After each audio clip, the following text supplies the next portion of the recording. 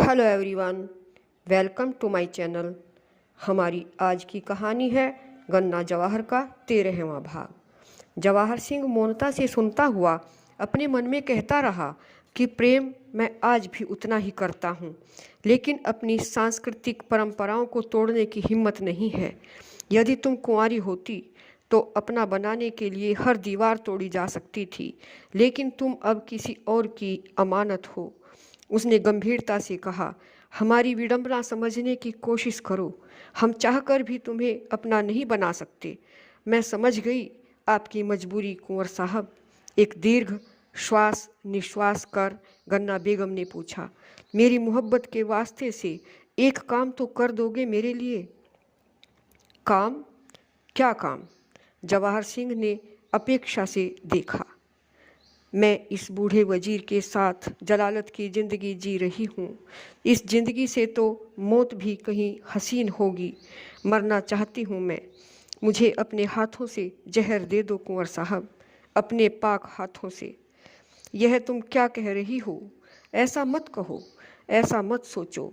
जिस जिंदगी को हम खुद नहीं पा सकते उसे मौत के हवाले करना कायरता है, अधर्म है। विसंगतियों में जीना ही तो कला है। इस कला को सीख कर जियो गन्ना बेगम। मेरे सामने मरने की नहीं, जीने की बात करो। आप बहादुर हैं, जुझारू मर्द हैं, बड़ी से बड़ी मुश्किलों मुसीबत से लड़कर जीत सकते हैं। मैं तो कुछ भी नहीं हूँ आपके सामने। एक नाचीज कमज़ोर मुसलमान औरत हूँ, दहलीज के भीतर कैद, पर्दा नशीन। दिनों ईमान की थोपी हुई बंदिशों में जीना ही मेरा नसीब है।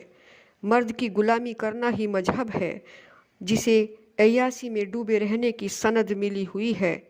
यही वजह है कि इस बूढ़े वजीर की 14वीं बीवी हूँ मैं। मेरे अब्बा जिंदा होते तो इसे चचा जान कहकर बुलाते। हरम के अंदर की गलत कारियों का बयान करने का वक्त नहीं है। गंदगी है और साजिशें। आप नहीं जानते हमारे बारे में, जान ही नहीं सकते आप। गन्ना बेगम के नेत्रों से अश्रुधार कपोलों पर बहने लगी। बोली, औरत के लिए कोई जज्बा नहीं, कोई इंसानियत नहीं इस आदमी में। आदमी नहीं, हैवान है यह कुंवर साहब। और वह सिसकने लगी।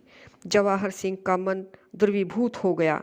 वजीर के प्रति अचानक पैदा हुए क्रोध के वश एक बारगी जी चाहा कि गन्ना का हाथ पकड़कर द्वार के इस पार खींच ले और वजीर के हरम रूपी बंदी गृह से सदा के लिए आज़ाद कर दे। परंतु अगले ही पल उसका मस्तिष्क इसके दुष्परिणाम के विषय में सोचने लगा। खबर मिलते ही यह बूढ़ा बोदा वजीर पिताजी के सामने जाकर बीवी के अपहरण की शिकायत करेगा। पिताजी का कोप भाजन होकर उसका अपना जो नुकसान होगा सो तो देखा जाएगा, किंतु गन्ना बेगम को पुनः वजीर के हाथों में सौंप दिया जाएगा। तब फिर गन्ना की दुर्गति का पारावार न होगा। उसे मौन चिंतन में देखकर गन्ना बेगम ने अधैर्य से पूछा, क्या सोच रहे हैं आप?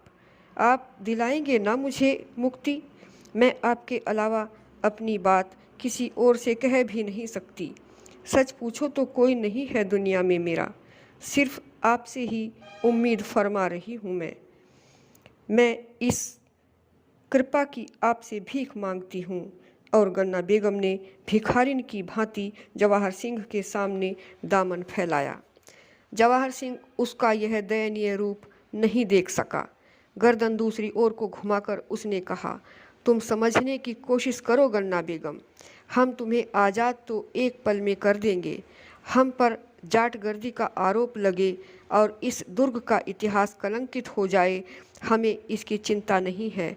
लेकिन तुम पर जो आपदाओं का पहाड़ टूट पड़ेगा, हम उसके लिए चिंतित हैं। आप मेरी फिक्र मत करें। यहाँ से निकलकर मैं आपको परेशान नहीं करूँगी। इस इतनी बड़ी दुनिया में गुमनाम हो जाऊंगी, मगर आपको बदनाम न होने दूंगी। बस रात के अंधेरे में मुझे किले से बाहर निकाल दें, इतनी सी प्रार्थना है। जवाहर सिंह की समझ में ही न आया कि अब वह क्या कहे।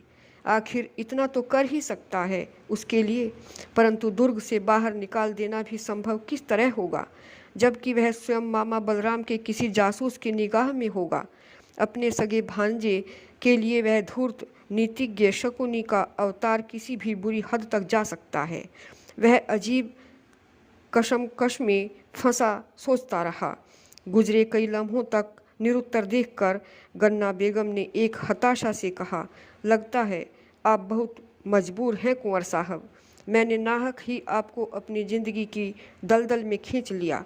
अगर मैं आपसे सच्ची मोहब्बत करती हूँ तो मेरा फ़र्ज है कि आपको किसी मुसीबत में न डालूं। इस पर जवाहर सिंह ने उसे कारुणिक दृष्टि से देखा, परंतु उसकी जुबान से कुछ निकल न सका। साथियों, इस कहानी का अगला भाग आप इसके 14वें भाग में सुनेंगे। अगर आपको यह कहानी अच्छी लगी हो तो इसे लाइक करें, शेयर करें और सब्सक्राइब अवश्य करें। धन्यवाद।